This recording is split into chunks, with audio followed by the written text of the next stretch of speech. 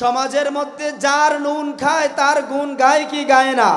আমরা এটাও তো দেখতে পাই, নেতার নুন খাওয়ার কারণে নেতা অন্যায় আদেশ দেওয়ার ফলে অন্ধ হয়ে কর্মীরা সেই অন্যায় আদেশকে মেনে নেয়। শুধু অন্যায় নয়, একজন মানুষকে হত্যা করতে পর্যন্ত তারা দ্বিধা করে না।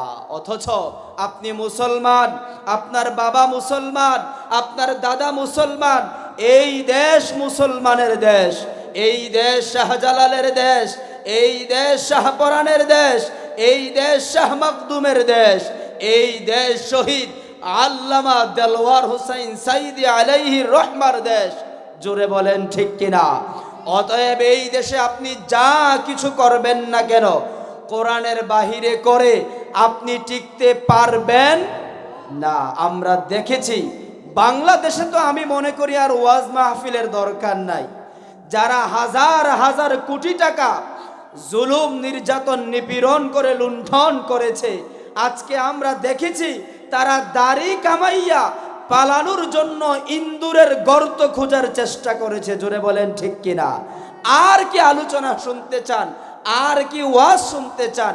চোখের সামনে আমার আপনারই তো এলাকার লোক, ঠিক কিনা বলেন? বাংলাদেশটা আমার এলাকা নয়?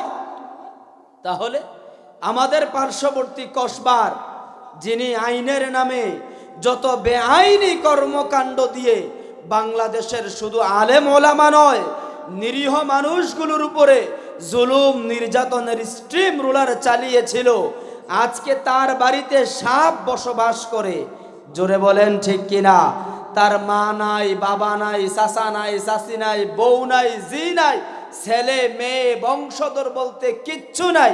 সে মারা গেলে তার জন্য দোয়া করার জন্য কোনো বান্দা পাওয়া যাবে?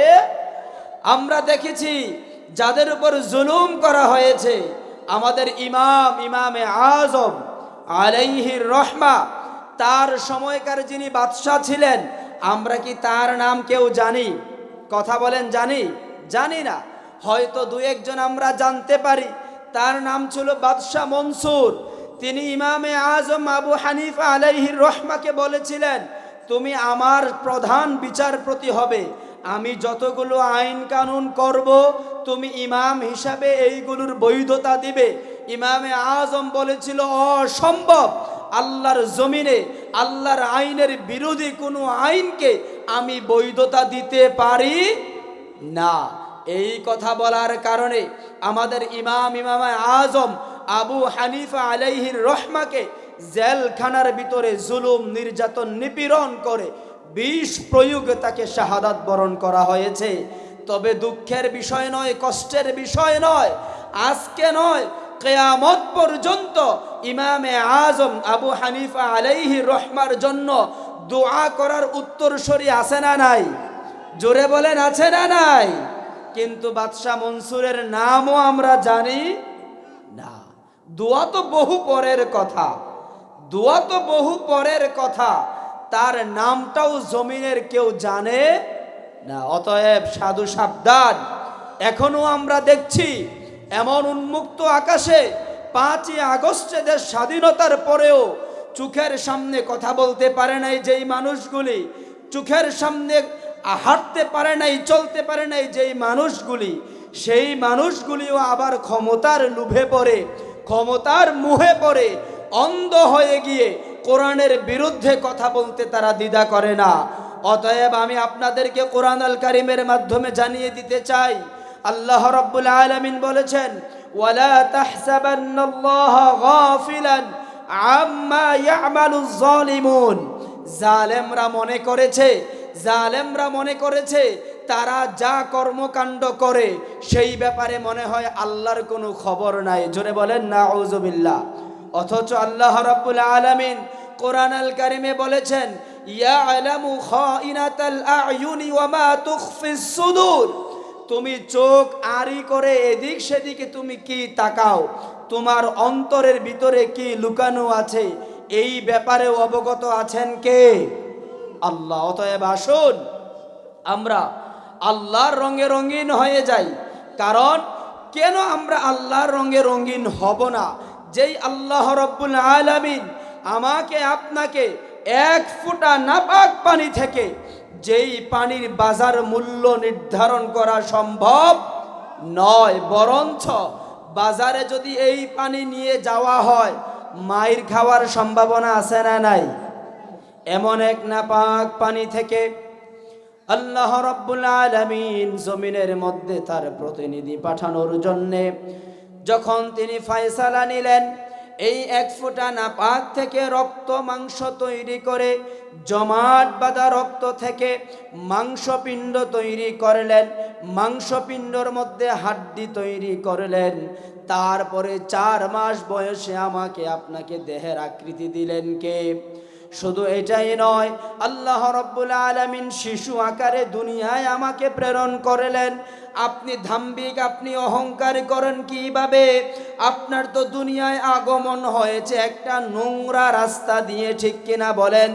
অহংকার করতে পারে একমাত্র কে? আল্লাহ। আল্লাহ অহংকার করতে পারে, কারণ আল্লাহ কারো মুখাপেক্ষী। লাম ইয়ালিদ আল্লাহুস সামাদ, লাম ইয়ালিদ ওয়া লাম ইউলাদ ওয়া লাম ইয়াকুল লাহু কুফুয়ান আহাদ। আল্লাহ বলেন যে আমি কারো মুখাপেক্ষী নই।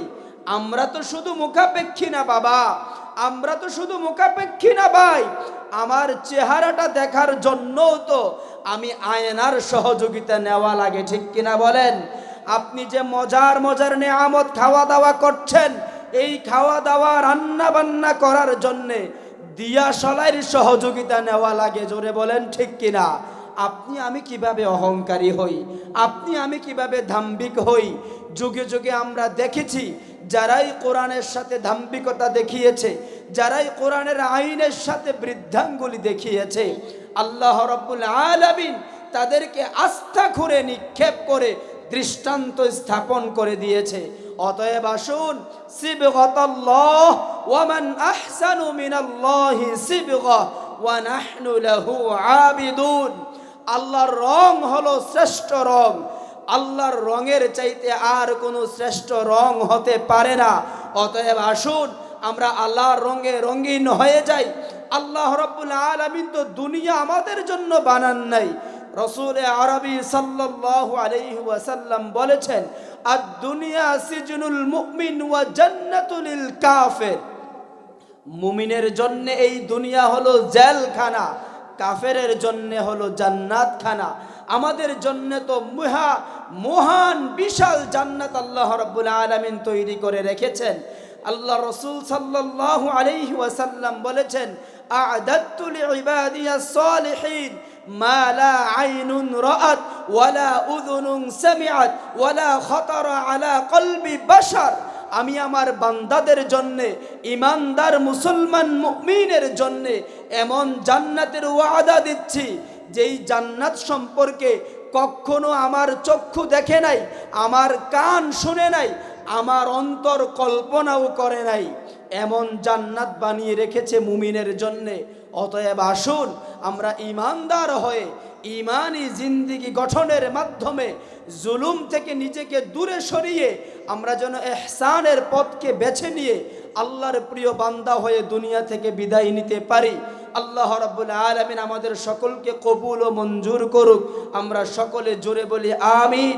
ওয়া আখিরু দাওয়ানা আনিল হামদুলিল্লাহি রাব্বিল আলামিন। এমন হয়ে যায় তারা কালিমা পড়ারও সুযোগ পায় না। মুআজ্জাজ হাজিরিন, আজকের এই জমিন কোরআনের কথা বলার জন্য আমাদেরকে উন্মুক্ত করে দেওয়া হয়েছে। কোরআনের কথা বলার জন্য উন্মুক্ত করা লাগে না। কোরআন সব সময় ছিল, আছে এবং থাকবে। কোরআনকে কখনো দামিয়ে রাখা যায় না। যারাই কোরআনের সাথে গাদ্দারি করেছে, যারাই কোরআনের সাথে গাদ্দারি করেছে, যারাই ইসলামের সাথে গাদ্দারি করেছে, যারাই আল্লাহর জমিনে আল্লাহর বিধানকে অবমাননা করার চেষ্টা করেছে, আমরা দেখেছি তাদেরকে আল্লাহ রাব্বুল আলামিন পানিতে চুবাইয়া এমনভাবে মৃত্যুবরণ করেছে, সর্বশেষ তাদেরকে শুটকি বানাইয়া জমিনের মধ্যে দৃষ্টান্ত করে দিয়েছে। জোরে বলেন ঠিক কিনা?